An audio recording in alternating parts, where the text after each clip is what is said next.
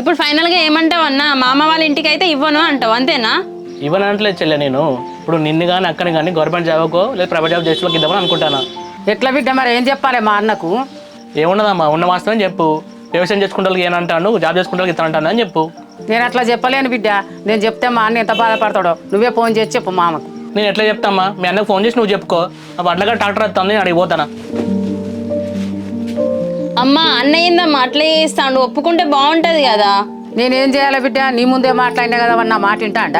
ఇప్పుడు ఏంటమ్మా, ఈ సంబంధం క్యాన్సిల్ అయినట్టేనా?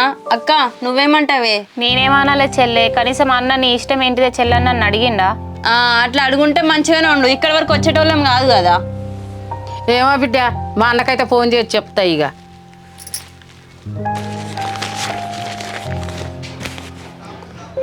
మా చెల్లి ఎందుకో ఫోన్ చేస్తాను కదా. హలో చెల్లె. హలో అన్న.